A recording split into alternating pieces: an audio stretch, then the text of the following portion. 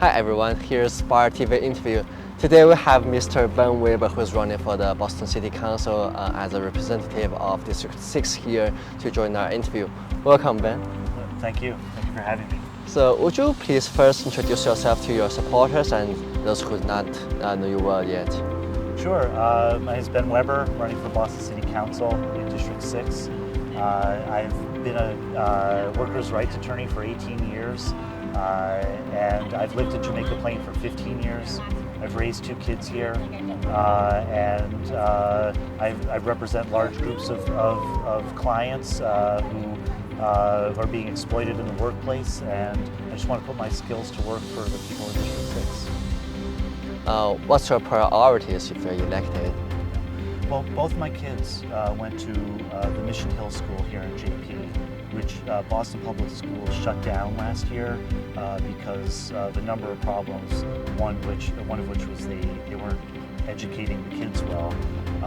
I am doing this because I want to make sure every kid in Boston receives a world-class education, that we have a school system that works for kids, provides kids with special services when they need them, and allows all the kids in Boston to thrive. I also think we are in a housing crisis in Boston. We need to make sure people who live here can stay here by having strong rent stabilization rules, and we need to also make sure that affordable housing is being constructed in the city. I think the mayor is doing a good job. She proposed this IDP plan, which will promote more construction of affordable housing. I'm also a soccer coach. I'm on the board of JPU Soccer, and I want to do more so the city provides excellent athletic facilities for our kids.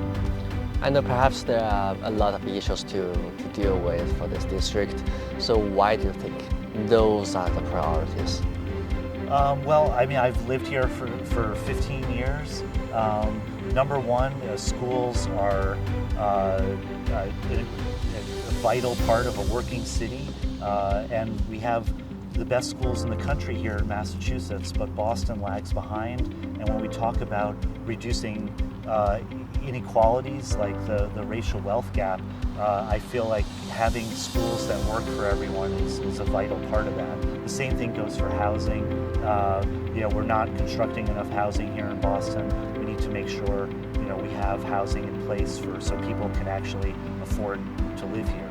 And again, I think that would go a long way to reducing sort of wealth inequalities that is a problem in Boston. So are there any specific policies you are going to promote? Well, I'm going to advocate for the state to allow us to enact rent stabilization here in Boston. Also, I'm in favor of the IDP plan, which would raise the requirements for building affordable housing on projects. I am also in support, and I would push for a right to counsel for people with housing issues, like if they're being evicted, which is something we need in Boston.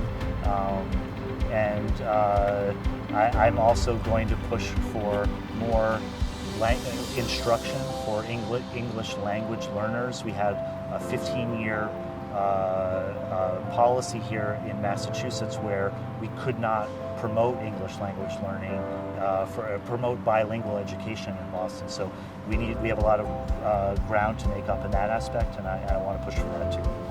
I know you have been living here for 15 years, and you are also a soccer coach here.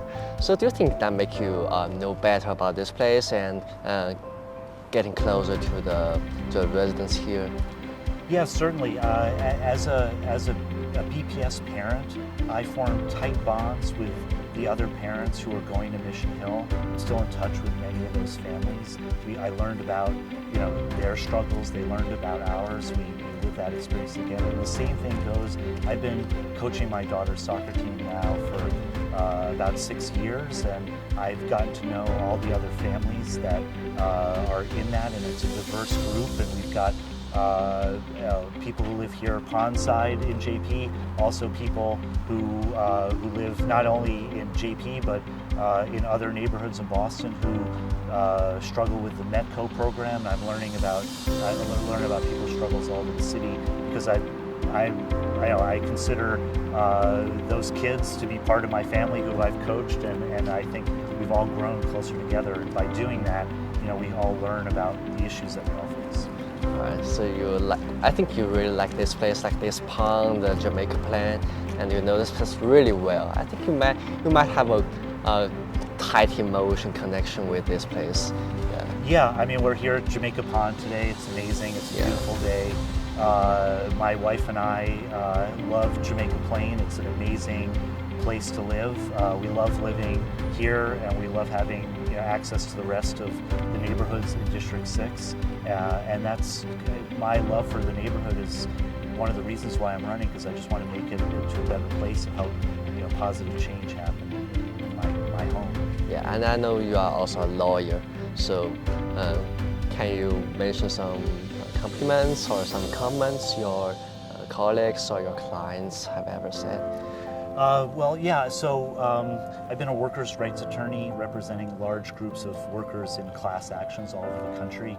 I've had, I think, I'm working against counsel on the other side who are often being paid a lot of money to fight against me, and they do it quite well, but at the end of the day, I treat them with respect, and I think most of the opposing counsel that I work against on cases for years end up having a respect for me, for my ability to fight for my clients, and my ability to treat them in a respectful manner.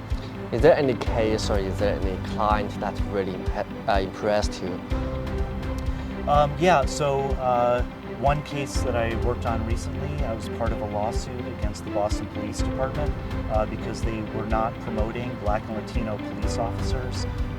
Through that case, we got a federal court to agree that the way the Boston Police Department was making promotions was discriminating against these officers. We got the police department to change the way they do promotions, and so the hope is that the Boston Police Department has a more diverse supervisory police officers, which will more closely represent the people they're policing and help us live in a safer place with closer ties between the community and the police department. Great. So I know you have also been working for the state attorney. So can you mention your typical day as an assistant there? Sure. Yeah, I spent about 4 years working in the Attorney General's office under Martha Coakley. I spent a lot of that time in the Administrative Law Division representing state agencies and defending their decisions. So a typical day there, I write briefs in the Massachusetts Appeals Court in support of state agency decisions on a wide range of topics. Sometimes it's a granting of a permit to build a building somewhere, or a fight over the environmental impact of another kind of development, or the sort of grant of unemployment assistance to someone. And I would go to the Massachusetts Appeals Court and argue on behalf of the decisions that those state agencies have made.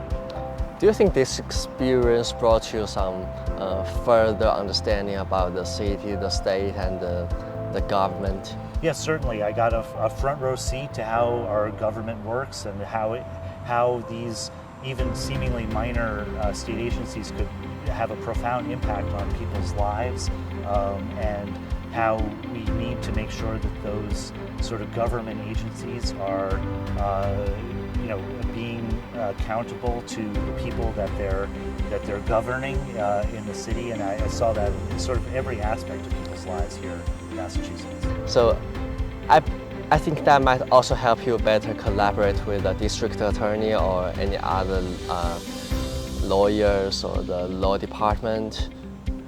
Yeah, so I think we need a collaborative relationship with our all parts of our government, and that the city council needs to be able to speak with one voice and to be able to advocate for people in our district. And I certainly, having represented agencies like the Mass Department of Environmental Protection, the Department of Children and Families, and places like that, I know how to work with them and get things accomplished. Do you think a job or a work of a city councillor would influence your balance between life and work? Well, yeah, it's a full-time job, and I will be winding down my law practice if I get elected, and I would certainly spend most of my time doing that work. My wife also works. She runs a refugee resettlement center here in Boston. But we have both worked full time and raised 2 kids, and we have I love my family, so I will spend time with them. But I think living here in Boston and working for the city, I'll be able to represent people in my district, and be a productive part of my family as well. Have you ever thinking of the daily life of a counselor? Well, I've thought about it a little. Unfortunately, I've seen a lot in the news about the life of our current city councilors, and I would want to spend more time representing people in the district. I would be able to I plan on having office hours in West Roxbury and Jamaica Plain to be available for people to meet with me on a weekly basis in person. I think I'd want to approach a job slightly differently than it's being approached by our current city councilors. Yeah, I just saw a gentle lady walk through here, and she talked to you about maybe her issues or her ideas. So I think that might still be a good way to talk with you. Yeah, so as an attorney, I really enjoy the experience representing people and helping them with their problems, and that's what I do as a lawyer. I view this kind of job as helping people who are my friends and neighbors with their issues with the city, and it's something I hope to have the chance to do. Do you have any impressive ideas? I mean, you talked with any voters here or any citizens here? Yeah, I have a lot of conversations. I've been knocking on doors, and I meet a lot of people in the district, and I've heard a lot of great stories. But just last night I met a man from El Salvador who lives here in Jamaica Plain, and he just had a simple idea, which was that the city should put up a dispenser of doggy bags in a little park near my house where there's a problem. That's the kind of thing that the city council should be able to step up and provide for people, practical solutions to problems, no matter how small. And so, I hadn't thought of it, and it was a great idea, and it's something that I would take to City Hall if I'm on the council. But we also know the resources of the city is limited. So what would you do if your voters' demand cannot be met? Well, so I would make sure that my constituents would understand why decisions were being made in City Hall and why resources were being put in one place instead of another. I think too often our city council has been opaque about that kind of stuff, and people are left wondering, like, well, why hasn't this happened? And I would certainly work really hard to make sure people understood why certain decisions were being made. Have you ever thought of the biggest strength or weakness of this district? I think the biggest strength are the people in the district. We have a lot of people in Mission Hill, in West Roxbury, and Jamaica Plain who have been here for a long time. They're dedicated to this area, and they'll fight really hard for what they believe in, and there's deep roots here. So I think that's an incredible strength. In terms of weaknesses, we moved here 15 years ago. We started our kids in kindergarten here, and I'd say a lot of people that we came up with are no longer in Boston because the housing is really expensive and the schools have been hit or miss. And so I feel like if we just work on those two issues, have affordable housing, have schools that are working for everyone, we'll be able to keep people here. Came here for the first place for the amazing resources that we have in the district. I just want to be able to keep those people. So apart from those political issues, do you have any special memories of this district? Well, I have a lot. Having raised 2 kids here, I having seen my kids take their first steps here, to teaching them how to ride bikes, to seeing my daughter score her first goal over at the Pagel field. Just watching my kids grow up are things that it's been wonderful, and I'm really glad that they've happened here in District 6. And there's another thing, we should always support Celtics and Red Sox. Yes, yeah, that's it's a wonderful thing about Boston. The passion for those teams, and something that that we love. We love being kind of within walking distance of Fenway Park, and being part of Celtic Nation also. Great, so I will wish you all the best. And let's go Celtics, let's go Red Sox, let's go Ben. Okay. All right, thank you, Mr. Weber, thank you, Ben. Thank you for joining us. Thank you very much. All the best.